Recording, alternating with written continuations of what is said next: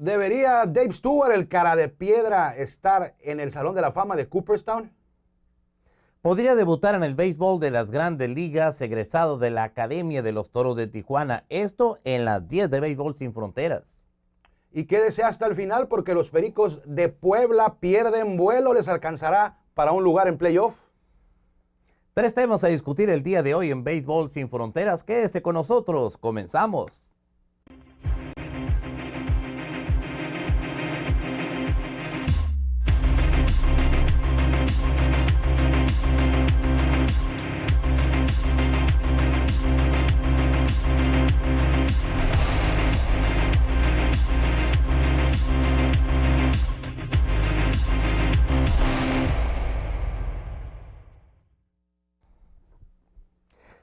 Muy bienvenidos a lo que es el programa del día de hoy en Béisbol Sin Fronteras. Tenemos 3 temas que ya le compartimos a usted, pero uno de ellos, la verdad, muy interesante, analizar a Dave Stewart. Dave Stewart, el cara de piedra que forjó toda una época, comenzó primero con los Dodgers de Los Ángeles, donde se dio a conocer básicamente, pero como relevista, como abridor no, y como relevista echó a perder algunos juegos a nuestro coterráneo Fernando Valenzuela, pero fue con los Atléticos de Oakland donde él brilló de manera intensa, participando en lo que para muchos es considerada una dinastía, y estoy totalmente de acuerdo en ese sentido. Pero la pregunta es, ¿Dave Stewart debería de estar en el Salón de la Fama de Cooperstown?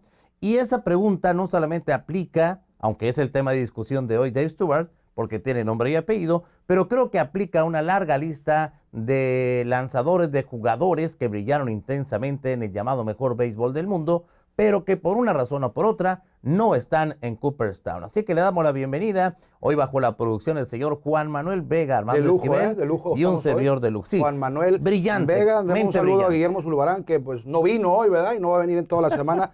¿Cómo medir si alguien merece o no merece estar en el Salón de la Fama? Muy complicado. No hay manera, ¿eh? No hay manera. Sí, en el caso, pues que no la digan. Oye, pero no exacta, que no justa. Digan. Bueno, yo entiendo que si ganas 300 juegos y ponchas a 3,000, vas a estar en el Salón de la Fama. Si pegas 500 cuadrangulares, es tu pasaporte al Salón de la Fama. Pero a veces no es justo. Pregúntale a Barry Bonds. Bueno, a Barry Bonds, a Rafael Palmeiro, a Fred McGriff, que se quedó por ahí de 10 de la cifra de 500.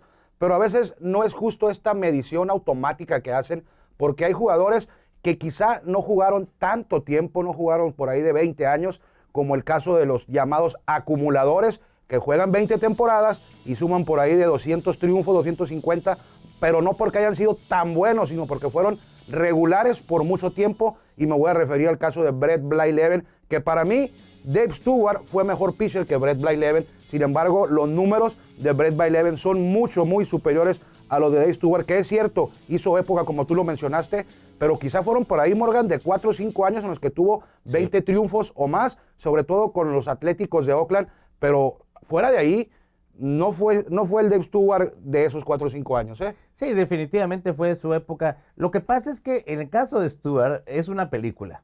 Hubo una introducción, un proceso, y luego vino la madurez y el desenlace final. Claro, no es exclusivo de Dave Stewart, pero en el caso muy particular de este lanzador, yo creo que sí encaja, porque su primera etapa con Dodgers, con Rangers de Texas, pues la verdad era un lanzador del montón. Pero cuando llega a Oakland se convierte en un monstruo, definitivamente. Y junto con la magia del picheo de Dave Stewart, termina la dinastía de los Atléticos de Oakland dirigidos por Tony La Russa, y luego ya termina creo con Azulejos de Toronto. Así es. Pero ya no fue el mismo lanzador dominante de esos años. Azulejos, un año con Oakland y se retiró. ¿Qué les parece? Vamos a una entrevista que nos concedió, que nos dio el gran Smoke, así le dicen en Estados Unidos, Dave Stewart. Baseball? Yeah. Oh, God, I was 7 years old playing in the backyard with my brother. I remember as if though it was yesterday. We put tape around foil paper and play strikeout in the backyard. So I've been playing the game since I was 7 years old. My favorite players at that time were Willie Mays. I love Bob Gibson, Felipe Alou, Jesus Alou, Matty Alou. I love the Alou brothers. And Lou Brock. Those were my favorite players back in the day. Willie Mays was at the top of the list. My first time at a baseball park was 1962. And the first game was the San Francisco Giants against the Pittsburgh Pirates. and it was at Candlestick Park. My debut, if I'm not mistaken, was against the San Diego Padres in San Diego. It was in San Diego. I don't remember who I pitched against, but I knew it was a scoreless inning. And if I'm not mistaken, I think I got a win in my first game, I think. The no-hitter, I think, is amongst the top of the achievements that I've had in the game. The reason why is, it was in a tough ballpark. You pitch a no-hitter on artificial surface in Toronto, which was a tough ballpark to play in. And they had a tough lineup as well. So the no-hitter is one of the top things that I've done in the game. In Mexico, there's a story, you are a part of it, because Fernando Valenzuela was watching your no-hitter on the clubhouse of the Dodgers, and he said to his teammates, now you already seen a no-hitter in TV, now you're going to see it live. Do you know that story? I do know that story. He called me. After I threw mine, he called me in Toronto.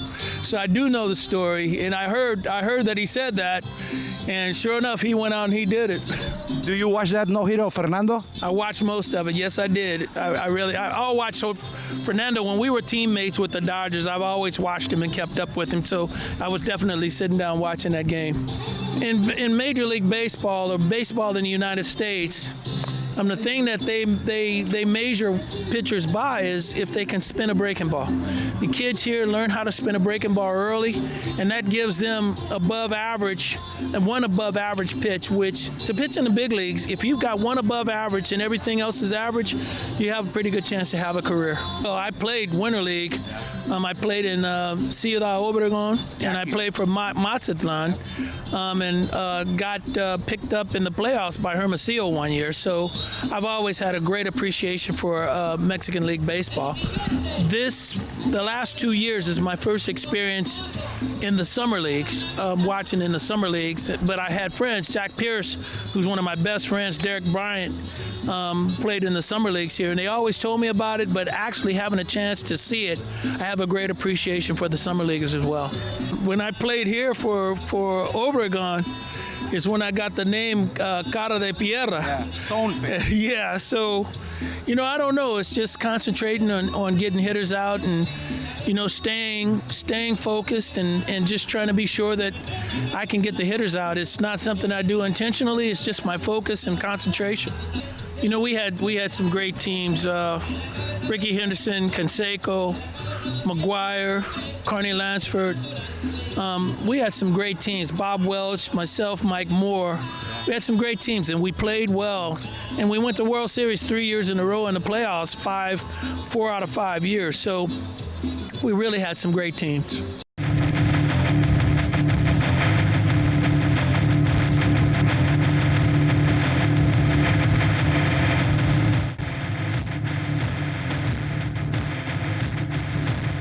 Estamos de regreso en Béisbol Sin Fronteras y llegó la hora, sí, llegó la hora de las 10 de Béisbol Sin Fronteras. La primera no es muy agradable, pero creo que es un tema de discusión. Un aficionado en Campeche recibió un pelotazo y está grave, pero esperemos que se pueda recuperar. Así es, le dieron un pelotazo en el juego del domingo, sí, en el ojo. Podemos ver imágenes en video y fotográficas donde se ve sangrando al aficionado. Sí, sí pregunta, ¿por qué se le debería o no poner malla protectora a todas las gradas para evitar este tipo de accidentes? Yo sé que se avisa en el sonido local que aficionados que no deben de perder los cronistas lo decimos la vista a la constantemente. pelota, los cronistas también, pero es imposible que un aficionado, sobre todo los niños, estén al pendiente el 100% del tiempo durante el juego de la acción, entonces están en riesgo. Sin ser una disculpa, hay estadios que es muy complicado tengan malla completa, pero en ese sentido pongo de ejemplo Monclova. Está extraordinariamente alto y está todo cubierto de malla. Sí, en Monclova no hay riesgo de que una pelota entre a la grada, porque cubre de poste a poste el de los jardines. Y la altura. Sí, y no estamos echándole, como dicen por ahí, echándole la culpa a la directiva de Pirata o a la de cualquier otro equipo en el que ocurra es una esto. condición, ¿no? Sencillamente, yo creo que sería una gran idea tratar de poner malla en la mayor parte del terreno de juego, cubrir la mayor parte de la grada para evitar ese tipo de problemas que van a seguir sucediendo. Pasan en todos lados, algunas veces son más graves que otras ocasiones. Sin embargo, hay que tratar de evitar en lo más que se pueda que personas que están disfrutando de un juego, ambiente familiar, con niños, estén 100% estén seguros, ¿no? lo más protegidas que se pueda. Ha ocurrido en Grandes Ligas, una persona de avanzada edad mujer falleció hace poco en el estadio, creo que de los Dodgers, ¿no? También con un foul. Entonces, si se puede evitar, hay que tratar de hacerlo. Esto es solamente una recomendación. Creo yo que sería bueno que estuviera cada vez la afición más segura en todos los parques, disfrutando del rey de los deportes y de cualquier otro partido, ¿no? ¿Vamos con la segunda? Pero nunca me dijo si Dave Stewart merece estar en el Salón de la Fama o no. Yo digo que no. Yo también. Yo digo que no. O sea, hay jugadores excelentes, muy buenos. Es el caso de Stewart, pero no extraordinario, que son los que deben de estar en y hay muchos que están fuera, como Fernando Valenzuela, David Cole, Luis Tiant, Brett Saberhagen, Kevin Brown. Sí. ¿Quién más? Pues hay una larga lista. Yo creo que hay como unos 500. Que hicieron 5 o 6 años muy buenos, pero de ahí no fue lo mismo, ¿no? Por ejemplo, Dave Cohn lo puedo meter Dave ahí. Cohn también. El doctor K. Yo pensaba que el doctor López, pero bueno. También puede ser en un futuro. Vámonos al número 2, Morgan, ¿se la avienta? De una vez, Randy Arozarena podría debutar hoy con el equipo de los Cardenales de San Luis. Hay que recordar que este cubano es egresado del sistema de desarrollo de los Toros de Tijuana y esto sería algo histórico. Así es, estuvo con la Academia de Toros, luego lo vimos con Toritos Tecate, la sucursal de Toros en la Liga Norte de México. Todo el proceso y fue llamado ayer el equipo de Cardenales en la Gran Carpa. Hablando de los Toros, hoy chocan los dos mejores récords globales, el de cada, no los mejores en general, sino el mejor de cada zona. Toros se mide a Diablos por allá en el estadio Alfredo Harpelú. Pronósticos reservados para esta serie. ¿Quién gana la serie, Morgan? Pues la verdad es que pronósticos reservados, la verdad, y es una semana complicada para el equipo de los Toros. Ahí tenemos justamente algunos de los elementos que mucha gente cree que deberían estar en el Salón de la Fama, pero pasamos al otro tema. Fíjate qué curioso, los Toros y Diablos se midieron en Tijuana, ganó la serie Diablos. Fueron al Harpelú, ganó Toros por limpia. Vinieron al los de casa Chevron, no les va bien, ¿no? Los de casa no les ha ido bien. Bueno, los Indios de Cleveland tomaron ya la primera posición de la división central en una victoria sobre el equipo de los Medias Rojas de Boston, los Mellizos. Llegaron a tener ventaja de 8 partidos en la misma división. Así es, y ayer los Indios con un triunfo para cerrar al final el juego, los dejaron tendidos en el terreno a los Medias Rojas y ya son los líderes. Parecía que los Mellizos iban a ir de calle, sin embargo, se han venido abajo. Y las Grandes Ligas, ya que estamos por allá, dieron a conocer ayer el rol de juegos, todavía falta casi medio año, el rol de juegos para la temporada 2020. Va a haber juegos en el Field of Dream, va a haber juegos en México, va a haber juegos en Londres. Pero ya está todo listo, ¿no? Todo planeado. Mira, o sea, no termina el rol regular y ya está el del otro. Te voy a decir algo en ese sentido. A mí me da gusto que se esté dando esta clase de situación de llevar béisbol de las Grandes Ligas a diferentes plazas, pero hay un detalle que no me termina de convencer. Llevan el producto, pero dicen es mío. No participan, no se involucran, no comparten, no jalan al resto del béisbol a nivel mundial, y ese ha sido un problema muy grave para el béisbol de las Grandes Ligas. Lo van a tener que hacer forzosamente en algún momento, pero por lo pronto defienden su producto, lo muestran, pero también ratifican, el producto es mío. Así es. Y regresando a la Liga Mexicana de Béisbol, el domingo, el Día del Aficionado, me llamó mucho la atención, algo que ojalá se pueda replicar en todas las plazas o en otras plazas. Los Toros de Tijuana, lo estaba viendo ahí en la pantalla, anunciaron en el sello local primero la alineación de 9 aficionados que se fueron y se colocaron en cada una de las posiciones, y luego salieron los jugadores de Toros, se reunieron cada uno con cada uno de sus compañeros de posición, le entregó una pelota, le firmaron una pelota, pero algo muy bonito, me gustó mucho ese detalle de la directiva de Toros de Tijuana para la afición. Sí, además el hecho de que se leyera un discurso, Isaac Rodríguez lo hizo, y que los jugadores le brindaron un aplauso a la afición de Tijuana. Por otra parte, algunos récords, los cazarécords de esta campaña. Félix Pie estará buscando la cifra de los 400 al cierre de la campaña. ¿Llegará? Nada fácil. Alonso Harris busca el 40-40 y está a 3 cuadrangulares nada más de lograrlo. Los robos ya los tiene. Y por otra parte, Chris Carter va a tratar de alcanzar y de ser posible romper el récord histórico de Jack Pearce. Quizás este es el más complicado. ¿Quién es el más fácil? El menos, no, el menos complicado. Todos están complicado. Bueno, ¿quién está más cerca? El de Alonso Harris, ¿no? Sí, porque, bueno, es el más complicado. Es el más complicado de hacerlo, pero es el más tiene cercano ahorita ya más a la mano. Le faltan 3 para los 40 jonrones, ya tiene las bases. Y ya tiene los robos. Así es. Tiene la mitad los del robos, camino. perdón, los robos. Félix Pie estaba bateando 409 cuando regresó de la lesión, ya bajó a 399, entonces 15 juegos para llegar a 400, y el que sí la tiene ya muy complicada. Oye, la verdad es que los 3 récords son un lujo. Por ejemplo, en el caso de Félix Pie, estamos hablando de los 400 y pasa a segundo término el ser campeón bateador. Así es. Ya Estamos dándolo de eso. El Mecas de Tabasco va a permitir la entrada gratis a su afición para los últimos, le quedan 9 juegos todavía en casa. Está bien. 9 juegos en casa, afición de Tabasco en Villahermosa, entrada gratis para todos los juegos que le restan al rol regular. Pero también si hablamos de umpires, tienen derecho a una designación, Así estoy es. totalmente de acuerdo, en medio de las críticas y uno que otro comentario no muy agradable, pero también hay un buen trabajo. Erwin Zambrano se convierte en el umpire de la semana y creo que es una distinción muy merecida y algo que debe dársele mayor impulso, mayor proyección para que la gente conozca a los umpires, porque de repente creemos que son robots, ¿no? No, yo sí conozco a Lobito Sainz, Ah, no, pues sí, Daniel pero estamos Rubio. hablando de todos. Yair Fernández. Todos. ¿A quién más? A varios. Bueno, pero yo hablo de la Armando afición. Silva. Vamos a una pausa y Vámonos. regresamos.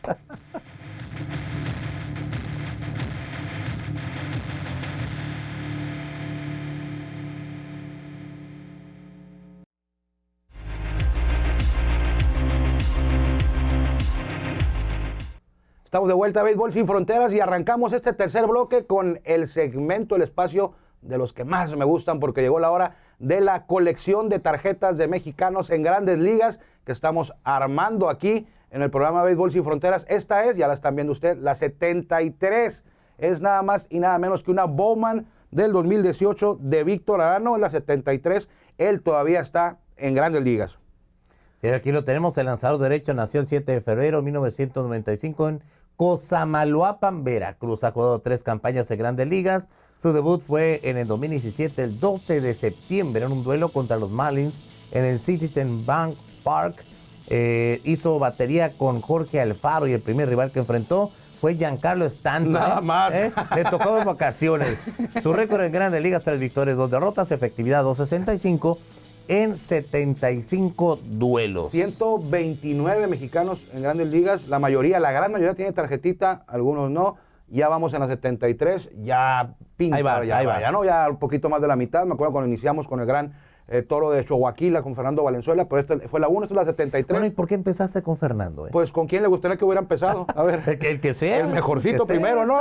Bueno, el más sobresaliente. El más sobresaliente, sí. Eso La sí. leyenda del béisbol mexicano fue el 1, el 2 fue Así Teodoro es. Higuera, Vicente Palacios, 73 con Víctor Anero. Mañana les tendremos la 74 y vámonos al momento histórico que ocurrió un día como hoy. Hoy toca las Grandes Ligas. ¿Qué fue lo que ocurrió un día como hoy? Ahí lo tiene mi estimado Jorge Morgan. Jim Palmer de Orioles de Baltimore lanzó juegos sin hit ni carrera en la victoria 8-0 sobre Atléticos de Oakland. Eso fue en 1969. Y en 1979, Lou Brook alcanzó la cifra de 3,000 hits al conectar sencillo a Dennis Lamb de Cachorros de Chicago. 10 años después de lo de Palmer, llegó Lou Brook y batió su hit número 3,000. Y los cumpleañeros.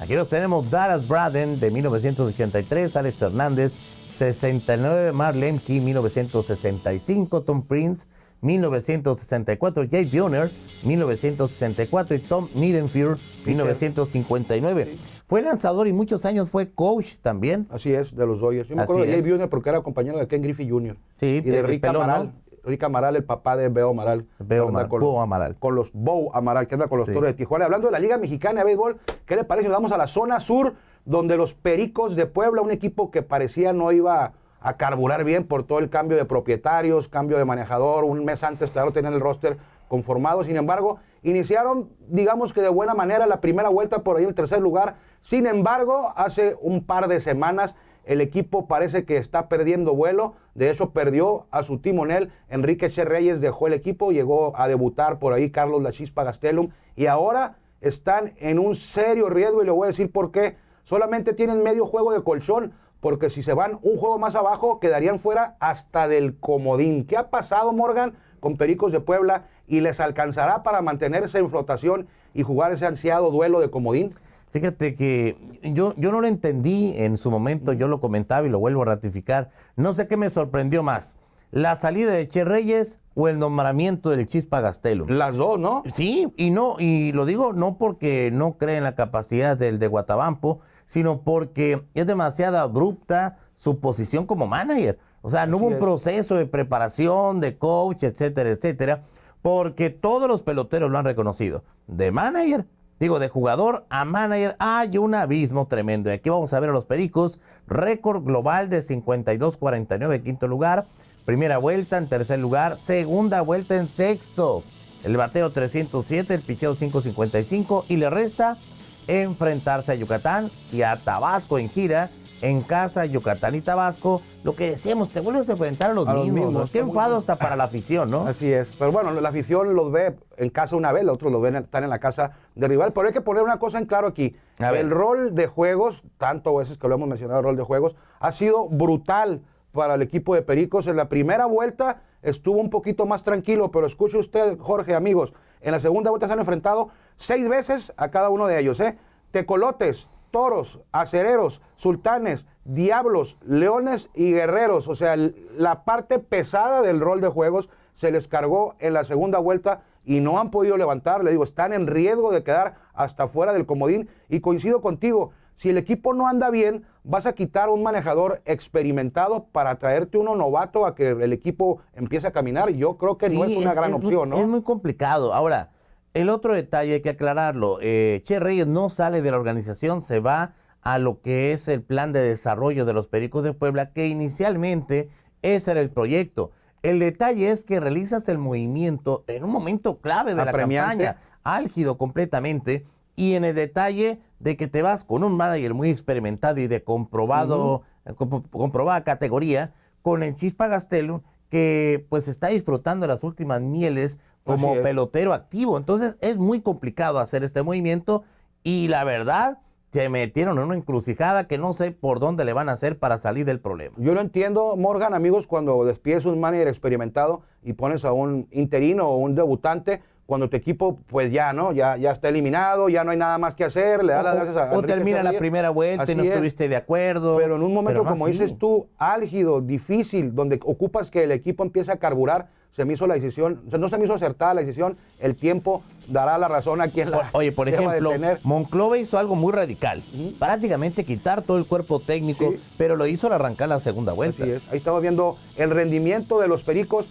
mes por mes en su bateo y en su picheo. Hemos visto cómo el picheo pues empezó a subir después del primer mes y el bateo pues empezó también a subir. El bateo no han tenido problema, los Pericos ha sido su problema más el picheo, sobre todo en ese parque que es de bateo, ¿no? El hermano Serrano te tocó estar por ahí.